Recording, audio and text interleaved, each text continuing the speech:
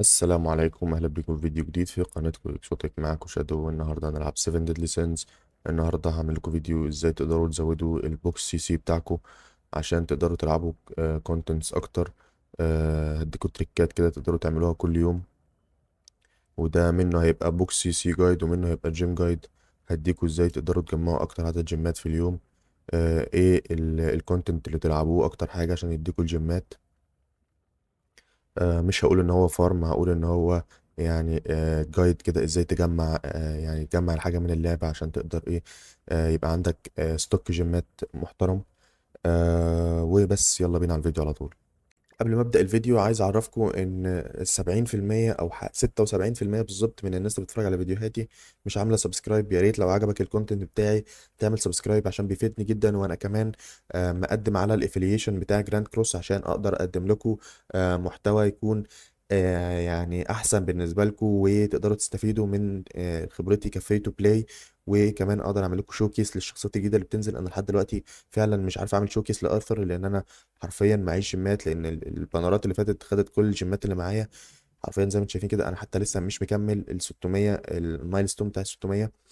فالافيليشن بتاع جراند كروس ده هيديني بوست في الاكونت بتاعي، هيديني قدرة ان انا اعمل لكم فيديوهات احسن ان شاء الله. فيا ريت يا ريت يا ريت تعملوا سبسكرايب عشان بيفيدني جدا. وما تنسوش لو ليكوا اي طلبات سيبوها لي في الكومنتس تحت.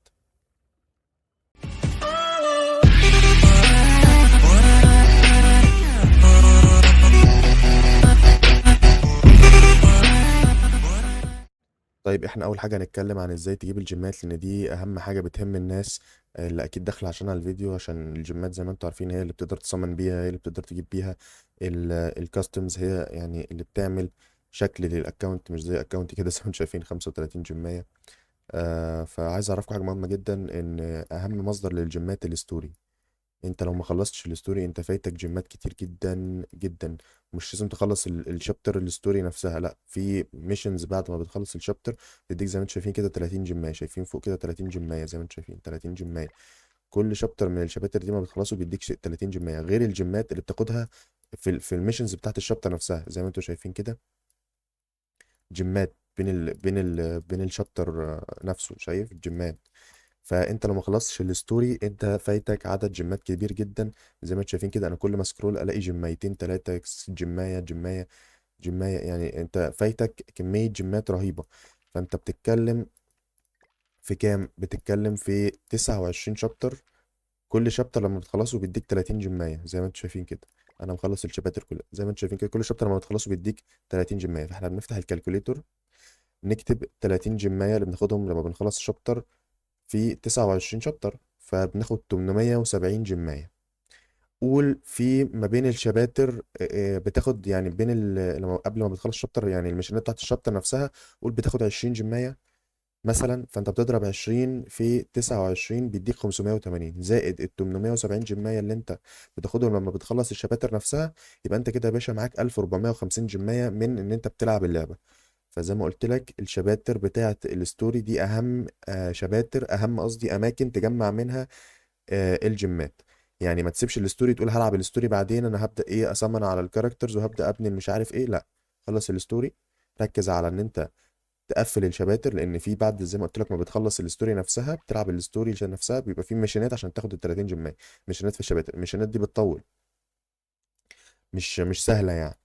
فيعني نصيحة مني ليك، خلص الأول شباتر الستوري عشان تاخد أكبر عدد جيمات، يبقى معاك جيم ستوك محترم تقدر تتعامل بيه بعد كده. دي أهم حاجة تقدر تاخد منها جيمات. تمام. تاني أهم حاجة الديليز. الديليز بتاعتك دي أكتر مكان ثابت هتاخد منه جيمات. زي ما شايفين كده في العادي هو بيديك جيماية للديلي فري ستيج، تكلير فري ستيج وديلي بي في بي. وزي ما انت شايف كده بيبقى فيه ايفنتات اللي هو ايكويبمنت اويكننج ايفنت، فايزل فيستيفال بارتيسيبيشن ايفنت.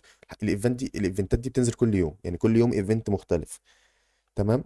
فانت في العادي هتاخد يعني اقل حاجه 6 جيمات في اليوم. تمام. فالديليز مهمه جدا جدا جدا، لازم تخلصها كل يوم. انتوا زي ما شايفين كده انا مفيش يوم بيعدي عليا غير لما بخلص الديليز. تمام. تاني حاجة النايت هود، لازم تبقى في نايت هود قوية.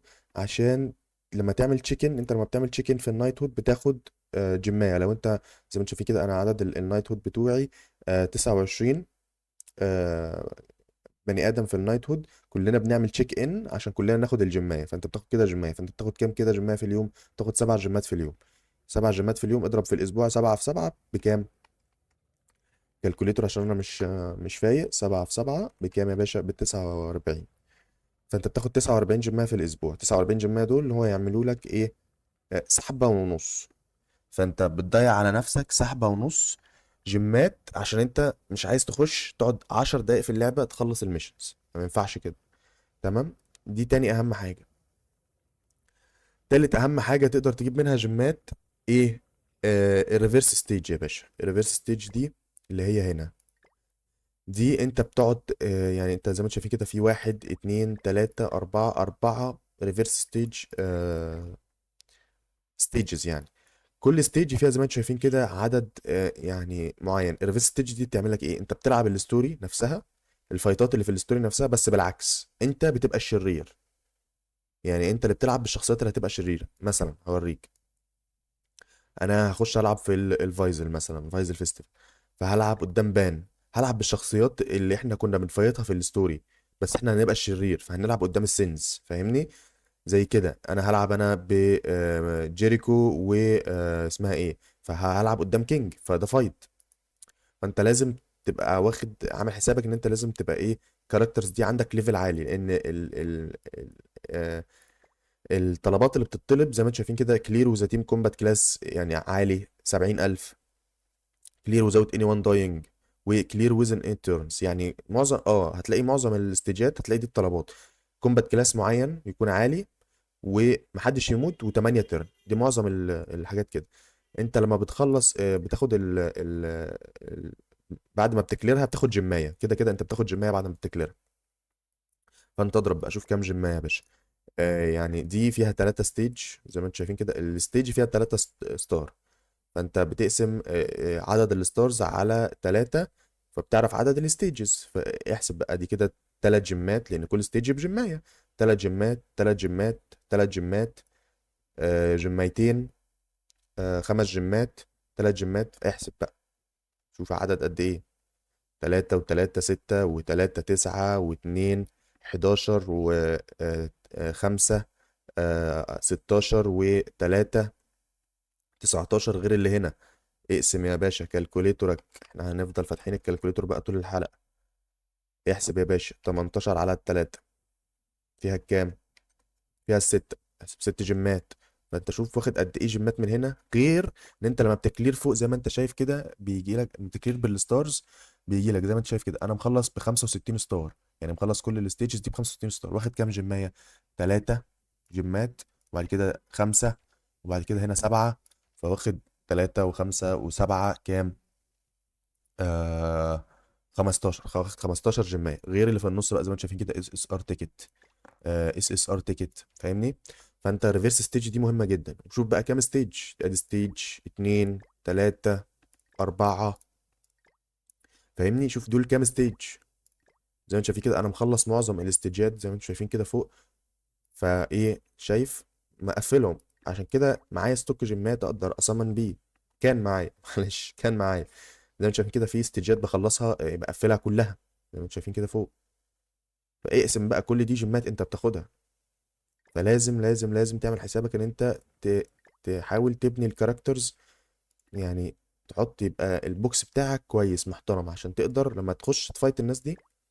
انا مثلا هخش فايت كينج، ما تخش فايت كينج ما الاقيش كاركتر ليفل 1 ليفل 1 ليفل 1. لا، انت اقل حاجه لازم يبقى يو ار ليفل 60 عشان تقدر تفايت اي حاجه. فاهمني؟ ولازم طبعا يبقى اويكند. دي تاني اهم نقطه تقدر تجيب منها الجيمات.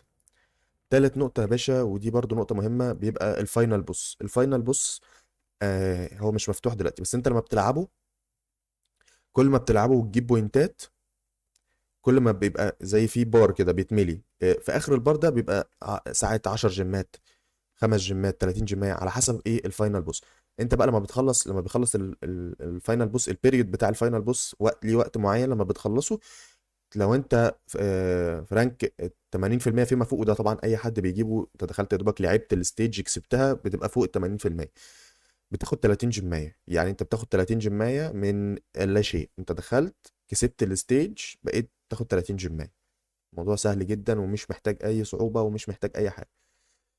تالت حاجة يا باشا، قصدي رابع حاجة تكون بتاخد منها جيمات برضو، الأرينا. الأرينا دي هي بتبقى مفتوحة كل أسبوع، تمام؟ في أسابيع معينة كده لما بيبقاش اللابرانس موجود الأرينا بتبقى مفتوحة. الأرينا دي بتعمل إيه؟ بتخش بتعمل أربع تيمات في كل ستيج. المهم لما بتخلص الفايت بتاع الارينا ده بتاخد توتال، لما بتخلص الفايت كله بتاخد 10 جيمات. فانت 10 جيمات يا باشا، غير بقى اللي بتاخد ال ار كوينز، غير بتاخد المش عارف ايه. فانت دي كلها جيمات تقدر تلمها خلال الاسبوع. انت بتكلمك كل ده في الاسبوع. الفاينل بوس ده على مدار الشهر، سيبك منه. الارينا، الريفرس ستيج، الديليز، الستوريز، الحاجات دي كلها ممكن تلمها خلال الاسبوع. فاهمني؟ فانت لازم تاخد بالك قوي من الحاجات دي. غير الارينا في اللابرانس زي ما انتم شايفين كده. اللابرانس ده عبارة عن يعني آه 40 جماية من اللاشيء. انت بتخش كأنك بتلعب ايه، جرايند اب. هوريكم دلوقتي جرايند اب، هوريكم ثواني. زي ما انتم شايفين كده، انا لما بخلص اول حاجه بنزل معيش، بختار كاركتر تكون ليفل ليفل واحد زي ما انتم شايفين كده من الكاركترات كده، وبكلير. تمام. لما بتوصل للفلور 44 قصدي للستيج 44 بتاخد 30 جيمايه. غير ان انت لما بتفتح الشوب بتاخد 10 جيمات زي ما انتم شايفين كده، شايفين 10 جيمات. فانت بتاخد 40 جيمايه يعني اللبنس ده بينزل كل شهر او كل شهرين على حسب ايه التايم لاين بتاع اللعب. فانت بتاخد كل شهرين 40 جيمايه. فاهمني؟ ف الايفنتات السريعه اللي بتحصل دي هي دي اللي بتديك الجيمات اللي هي البوم مره واحده. العدد الجيمات الثابت اللي انت بتاخده في الديليز، انما البوم اللي مره واحده ده بيبقى عباره عن الايفنتات. زي ما شايفين كده في ايفنت بص، ايفنت بوس باتل شغال دلوقتي. الكلير تشالنج، انت لما بتكلير 30 مره بيديك 10 جيمات، حرفيا 10 جيمات. وبتاخد فوقيها وبتاخد فوقيها ايه، كرنسي. يعني انت مش 10 جيمات كده ولا قاعد ثابت، لا بتاخد فوقيها كرنسي. الكرنسي دي زي ما انت شايفين كده تقدر تشتريها بوكسات، الووتر اوف لايف، الووتر اوف داركنس، الكلام ده. غير بقى الحاجات الاساسيه اللي هو الريورد بتاع ال 7 ديدلي سينس الفورس انيفرساري ده كان بيبقى سيرد وسكند. زي ما انت شايفين الكيز، السوبر اويكننج كوينز، الحاجات دي كلها يعني بتتجاب بجيمات، بس انت بتاخدها هنا بمجرد ان انت تلعب اللعب. زي دي بالظبط كده. زي ما انتم شايفين كده. البوس التاني برضو هيديك كوينز، بيندنتس، سيلز، جيمات. فالحاجات دي كلها مهمة، ما ينفعش تسيبها. فاهمني؟ ما ينفعش تسيبها. ليه؟ لان الايفنتات دي ما بتجيش كل يوم. عشان تبقى فاهم، بس الايفنتات دي ما بتجيش كل يوم. ما ينفعش تتعامل معاها على انها ايفنتات وقاعده، لا دي ليها تايم، والجيمات دي هتروح. فاهمني؟ والبوس فايت ما بيبقاش صعب. انا اصلا نزلت جايدات عن البوسات دي، ما بيبقاش صعب. انت مجرد معاك تيم محترم شويه تقدر تخش تكسب بيه، حرفيا سهل جدا. فاهمني؟ فدي جيمات بتضيع منك، ما ينفعش تضيع. فدي كانت اهم اماكن تجيب منها جيمات. الاماكن بقى اللي اهم بعدها ايه، التشالنجز، الاتشيفمنتس دي بقى هتغرقك جيمات لو انت عرفت تخلص ايه الليفلات بتاعتها. انا مثلا زي ما انتم شايفين كده، ريتش بلاير رانك 120، تقفل ريتش بلاير رانك 120 تاخد 5 جيم. اكواير مليون جولد، او مش عارف دي 10 مليون جولد. على مدار اللعبه اكيد انت مجمع اكتر من 10 مليون. انا معايا 15 مليون جولد ولسه صارف مش عارف 100 وشويه 100 وشويه مليون جولد عشان اعمل الريلكس سواب لبقيه الكاركترز. زي ما انتم شايفين كده. هوريكم تاني ايه تاني. هنا يا باشا بقى اللي هي دي الادفانتج، الادفنشر دي بقى اللي هتديك اكتر جيمات. زي ما انتم شايفين، كلير راجناروك ابيسود مش عارف كذا يديك 3 جيم. انلوك ديمونيك بيست مش عارف كذا يديك مش عارف ايه، يديك جيمات. كلير فلور 3 اوف ذا هارفستر نست اللي هو البيرد 5 جيم. كلير مش عارف ايه النست 3 جيم. يا باشا اللعبه طول ما انت يعني الاكونت بتاعك لسه فريش هتديك كميه جيمات رهيبه. زي ما انت شايف كده، كلير وورلد تري، الورلد تري دي بتفتح في الراجناروك ستوري اللي هي دي، الميموري اوف يوجن تري اللي هي الورلد تري. انا زي ما انتم شايفين 0%. بيديك شوب، اكسشينجات، حركات. الحاجات دي سهله مش صعبه. ولو محتاجين جايد على التري اعمل لكم. فاهمني؟ انما انت ما ينفعش تسيب نفسك من غير الجيمات دي، لان الاكونت بتاعك هيضعف، هيبقى ضعيف، مش هتقدر تنافس في البي في بي.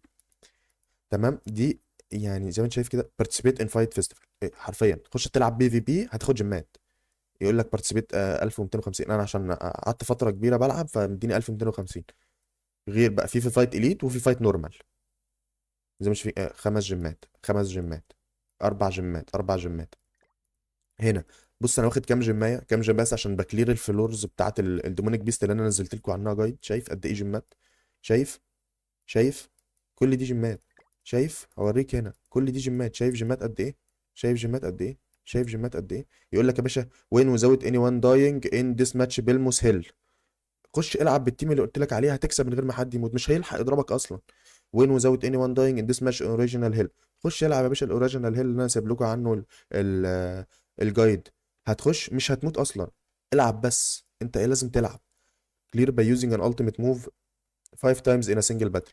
خش يا باشا العب بناس معاها التات بتعمل الت رش وخش اكسب يا باشا بالالتات. clear by using ده بيقول لك في الفري ستيج يعني. win alone in this match demonic beast هاوليكس. خش يا باشا اكسب لوحدك في الديمونيك بيست هاوليكس. ده في منه هيل وفي منه نورمال وفي منه هارد. فانت كل دي جيمات 4 و4 و4 و4 و4 الحاجات دي كلها بتتراكم. انت يعني لو حسبت كمية الجيمات دي، انا مش عايز افتح بقى الكالكوليتور نفضل طول الفيديو فاتحين الكالكوليتور. بس زي ما انتم شايفين كده عدد الجيمات دي رهيب. غير الجيمات اللي انا واخدها قبلها زي ما انتم شايفين كده. يقول لك فيو 1 ريكورد ان وورلد 3 حرفيا ان وورلد اوف هيرجنت. فيو 1 ريكورد ان ميدجارد. الريكوردات دي اللي هي دي. تمام. بتخش تدوس على الريكورد تتفرج على ستوري وتدوس سكيب هيديك جيمايه غير الجيمات اللي بتاخدها من الستوري نفسها. زي ما انت شايف كده انا مجمع كام جيمايه في كام قصه. شايف قد ايه قصص قد ايه جيمات؟ شايف؟ شايف قد ايه كل دي جيمات. اماكن كلها تجيب منها جيمات سهله مش صعبه. تمام. اهم مكان بقى تجيب منه الجيمات لازم لازم لازم تبقى تشامبيون 1 في البي في بي اللي هو الفيستيفال العادي مش الاليت زي ما انتم شايفين كده. انت لما بتخلص الاسبوع انا تشامبيون 1. انت لما بتخلص الاسبوع بيديك 60 جيمايه لو انت في تشامبيون 1. الويكلي ريورد افتح كده الويكلي ريورد. انت في الشامبيون 1 هديك 60 جيمايه. تشامبيون 2 هديك 56 جيمايه. تشامبيون 3 هديك يعني انت طول ما انت في تشامبيون او ماستر 1 انت كده كسبان يا باشا. 50 جيمايه ببلاش. يعني اي حاجه قبل التشامبيون لا تقريبا اي حاجه قبل الماستر 3 معظمهم بيبقوا بوتات. واي حاجه بعد تشامبيون 2 او بعد تشامبيون 1 بيبقى معظمهم بوتات. فزي ما انت شايف كده انا زي ما انتم شايفين التيم بتاعي ده كده داخل الوين ريت بتاعي كام 56%. لعب كام ماتش؟ لعب 37 ماتش. 37 ماتش ده منهم كمان مصور لكم فيديوهات لسه ما عملتلاش ابلود. فدي برضو اماكن تجيب منها جيمات. تمام. آه، اهم مكان بقى تجيب منه جيمات كده ايه متفرق متفرع حاجات كده من اللي هي السريعه. كل ما بتعمل اويكننج لاي بيس 5 اويكن يعني 5 اويكن ستار بيديك جيمات. ماشي. بسم الله كده 5 اويكن ستار بيديك جيمات. حلو. ايه تاني ايه تاني لما بتوصل الافينيتي بتاع الشخصيات ليفل 3 بيديك جيمايه. يعني شوف كل الشخصيات اللي عندك في البوكس دي عباره عن جيمات. جيمايه قاعده كل شخصيه من دول جيمايه قاعده. جيمايه قاعده. بص انا معظم الشخصيات عندي الافينيتي ازاي عاليه. ليفل 3 كلها عشان اخد الجيمايه. جيمايه كله جيمات جيمايه. بص الافينيتي حتى انا مش عندي هنا. بص اخد جيمايه اعمل حرفيا احط فود اشوف الشخصيه دي بتاخد فود ايه. اقوم حاطط الفود اخد جيمايه ابلاي اخد جيمايه. بس كده. كل الشخصيات اللي عندك في البوكس اعتبرهم جيماية قاعدة. اضرب بقى عدد الشخصيات اللي عندك في البوكس بتاعك في الجيماية وشوف معاك كام جيماية يا باشا. انت لسه ما عملتلهاش كده عشان انت مكسل تعمل فود. خلاص. فدي كل دي جيمات قاعدة. فانت لازم لازم لازم تتعلم تستخدم الريسورسز بتاعتك في ان انت تجمع الجيمات بتاعتك. الافكشن دي عباره عن ايه؟ عباره عن ان ده الشخصيه مثلا ميلي شوف عنده عنده كام شخصيه ميلي عندك. واحد اتنين يعني تلاتة. ما تعدش بقى أربعة. كمية شخصيات ميلي رهيبة. أنا عقبال ما أسحب بس في البوكس كده وألاقي 15 16 ميلي 16 17 يعني مش عايز أقول لك كمية ميليات إيه رهيبة. الافكشنز دي بتعمل ايه؟ انت بتحطه في ان انت مثلا داخل تكلير فري ستيج فانت بتكلير بالبوند تيكت اللي هي السكيب تيكت. تقوم حاطط ميلي هيقوم الافيليشن عالي. يقوم حاطط ليز، هيقوم الافيليشن يعلى. كل ما الافيليشن يعلى زي ما انت شايف كده تاخد جيمات. انا الافيليشن كنت عامل 5 هارت ايفاليشن، يعني حاطط شخصيات 5 هارت ايفاليشن، واخد 5 جيمات. 10 5 جيمات، 15 5 جيمات، 20 5 جيمات. انت بتزيد 5 جيمات وانت داخل بتكلير ستوري، بتكلير اسمه ايه، فري ستيجز. انت بس بتكلير عشان تاخد الجيمات بتاعت الديلي، بتاخد افيليشن بيبني لك عشان تاخد جيمات تانية. فهمتني؟ ما ينفعش. لو عايز فعلا توصل في اللعبة دي لازم الديليز تلعبها، البي في بي تبقى اقل حاجة تشامبيون 5 عشان تاخد 50 جيمية. التشالنجز اللي انا لسه قايل لكم عليها دي اللي هي الاتشيفمنتس دي تلعبها. تمام. الايفنتات اللي بتنزل كل فتره، زي الهولي فيستيفال ايفنت اللي احنا فيه ده، اللي بيديك جيمات تلعبه. حاجات كلها مش هتاخد منك حرفيا 10 دقائق. يعني لو دخلت كل يوم 10 دقائق تلعب الحاجات دي مش هتاخد منك يعني 10 دقائق في يومك. فاهمني؟ فانت لازم تواظب على الحاجات دي. اعملها يا باشا، اعملها يا باشا بعد العشاء. قول بعد العشاء هصلي العشاء واعمل الميشنز واقوم اشوف بقى ورايا ايه. فاهمني؟ فما ينفعش ايه تسيب نفسك كده. ده كان الايه الجيم جايد بسرعه كده، ازاي تقدر تلم الجيمات. خلاص. البوكس سي سي بقى، يعني نخش في البوكس سي سي بقى. البوكس سي سي ده اللي هو ده الرقم اللي بيبقى هنا ده بيعرفك انت ايه قوه الاكونت بتاعك. ولما بتدوس عليه كده بيفتح لك الكونستليشنز دي اللي هي يعني هي محطوطه هنا اللي هي الايه السنز. الكونستليشن اوف لاست بتاعت جوثر، والكونستليشن اوف جريد بتاعت ميرلين، والكونستليشن اوف لوس بتاعت كينج، والكونستليشن اوف انفي بتاعت ديان. وبعد كده الاثنين كونستليشن بتوع الثلاثه، قصدي الباقيين بتوع السينز. الكونستليشنز دي بتديك ايه لما بتفتحها كده؟ كل حاجه بتفتحها بتديك زي ستات بتفضل معاك على طول. اي شخصيه عندك هتاخد الستات دي. يعني الستات دي بتبقى في الاكونت زي ما انتم شايفين كده. الازرق بتديك ديفنس، الاحمر بتديك انكريس بيرس ريت، الاحمر الصغير بيرس ريت، والاحمر الكبير اتاك، الازرق الصغير بتديك ريزيستنس. فالحاجات دي كلها مهمه. انت ازاي بقى تعلي البوكس سي بتاعك؟ اول حاجه يا باشا واهم حاجه عشان تعلي البوكس سي بتاعك، لازم الكاركترات بتاعتك ليفلها يبقى عالي. يعني اول حاجه كده تعملها الليفل. يعني زي ما انتم شايفين كده انا البوكس عندي كله ماكس ليفل للشخصيات. الاس ار ماكس ليفل 40، والاس اس ار ماكس ليفل 50، واليو ار ماكس ليفل 60. معظم الحاجات اللي انا ما بستخدمهاش. فالليفلات دي اول حاجه. تاني حاجه الاويكن. انت لما بتعمل لشخصيه اويكن من اس ار لاس اس ار، هوريكم كده بسرعه. من اس ار لاس اس ار بتاخد عدد جي بي بوينتس معينه، هوريهولك دلوقتي تقريبا. فين هو؟ انزل من الجريمور ده، انزل منه 20. اوريكم دلوقتي بتاخد منه قد ايه بالظبط. زي ما هتشوف كده انا مثلا هعلي ليز من الاس ار للاس اس ار، اقوم دايس ابجريد بعد ما اجمع البوكسات. دايس ابجريد بس. عليا يا باشا ليز. فبتاخد زي ما قلت لكم جي بي بوينتس. الجي بي بوينتس دي بتتحسب ناحيه ايه؟ ناحيه الاكونت باف زي ما انتم شايفين كده. انت معاك 62 انا معايا 62 جي بي بوينتس. اول ما عملت ابجريد للكاركتر اعمل لها ايفولف تانية هتديني بوينتات تانية. فهمتني؟ فدي كانت اول حاجه ايه انت تقدر تستخدمها عشان تعلي الجي بي بتاعك. تاني حاجه تستخدمها عشان تعلي الجي بي بتاعك الجيرز. الجيرز مش عايز اقول لكم مهمه قد ايه عشان تعلي الجي بي بتاعك. مهمه بطريقه يعني قويه جدا. انا معظم الشخصيات زي ما انتم شايفين كده في الابر هاف بتاعي كلهم محطوط لهم جير. شايفين قد ايه جيرز؟ مش لازم اقول لك جير اس اس ار جامده زحاليق، لا. جير يا باشا اس اس ار عاديه بس اتش بي ديفنس.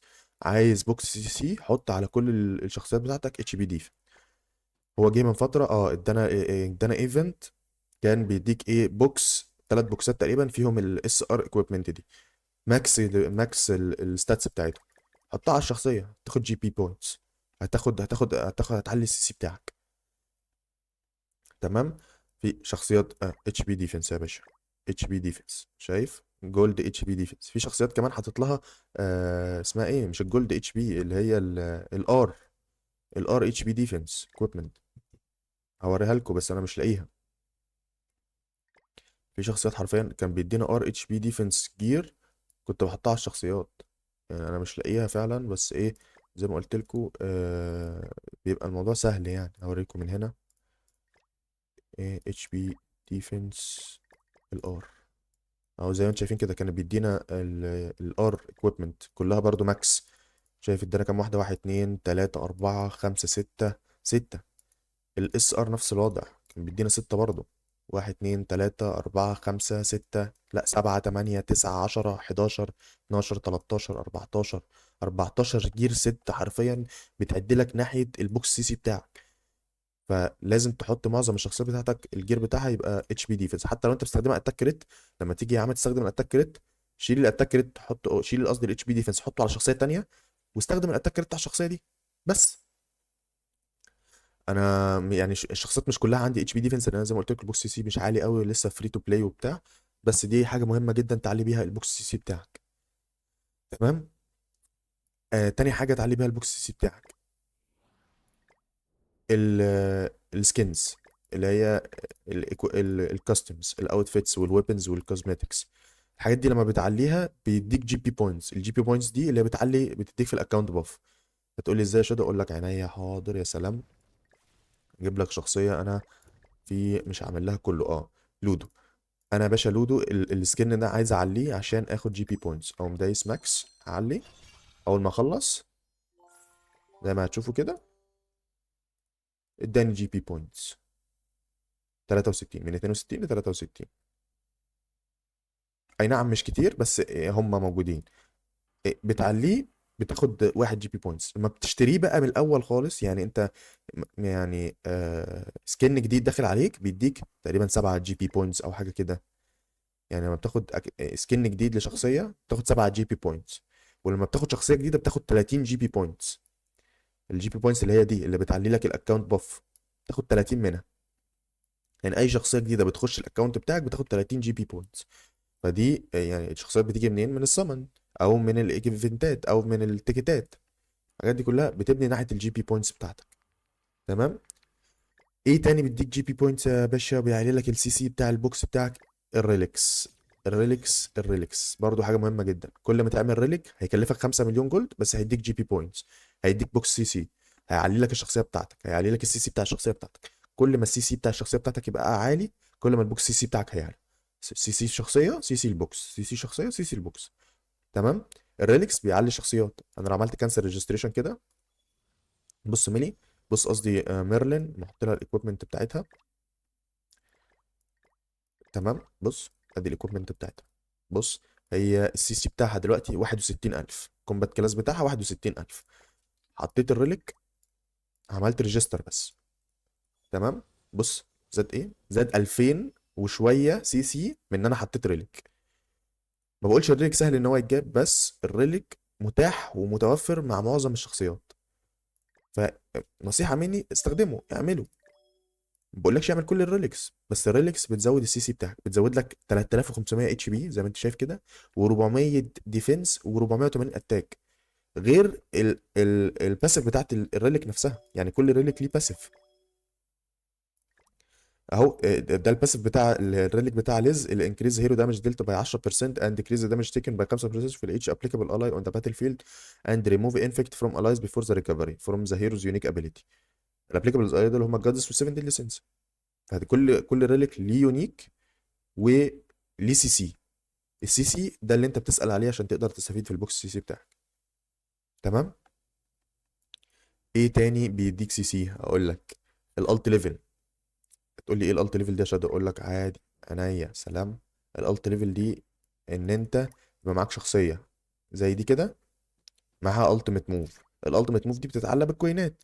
انت لما بتعلي الالتيميت موف بالكوينات بيديك سي سي وبيديك جي بي بوينتس. كل ما تمكس الشخصيات بتاعتك الليفلات بتاعتها تاخد جي بي بوينتس. تاخد ليفل الت زي ما انتم شايفين كده. تاخد اكونت باف، تاخد سي سي من الاخر عشان تقدر تستفيد بيه. ما بقولكش حط كل الشخصيات، لا.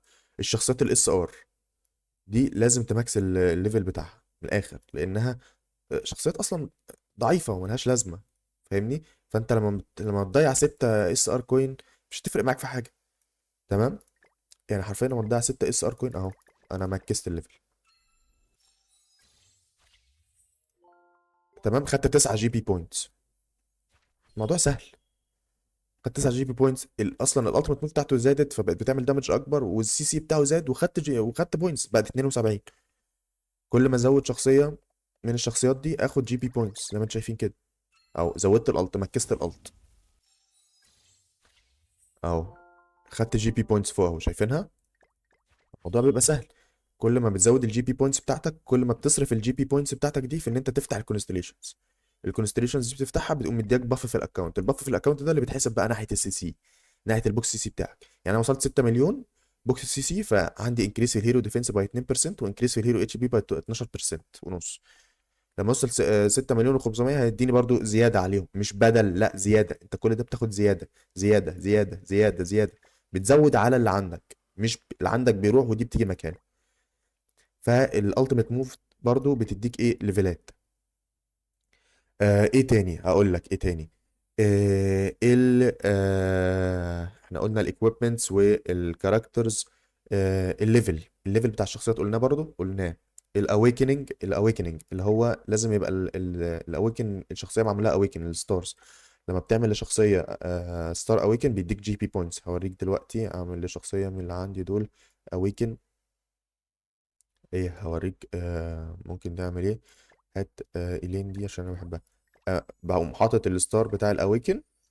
بعد ما تعمل اويكن بتزيد السي سي بتاعها، وبيزيد البوكس سي سي بتاعي، وبيديني جي بي بوينتس. بص فوق شايف، خدت 6 جي بي بوينتس مجرد ان انا عملت اويكن بس. 6 جي بي بوينت. غير بقى السوبر اويكن، برضه لما تعمل سوبر اويكن بيديك 6 جي بي بوينتس. بيديك قصدي جي بي بوينتس مش 6. عدد اكتر شويه. ف يعني عايز سي سي في البوكس بتاعك، التيميت موف وجيرز ولبس الانهانسمنت بتاع اللبس. تمام. دي اهم حاجات تقدر تعملها. مش هقول لك زود الشخصيات بتاعتك انت، يعني اكيد مش هنعرف نزود الشخصيات بتاعتنا لو ما فيش بانرات نسحب عليها، او ما فيش جيمات نجيبها. فاهمني؟ وده اللي بيرجعنا لحته الجيم. الجيمز لازم تركز عليها. تمام. فهي دي كانت كل الحاجة بتاعت الجيمات والبوكس سي سي. يا ريت لو عجبك الفيديو ما تنساش تعمل لايك وشير وسبسكرايب، وما تنساش لو ليكوا اي طلبات تانية تسيبوها لي تحت في الكومنتس. ولو وصلنا 100 مشترك هعمل لايف اجاوب فيه على اسئلتكوا، يعني فيس تو فيس، مش هتستنوا فيديوهات. وسلام.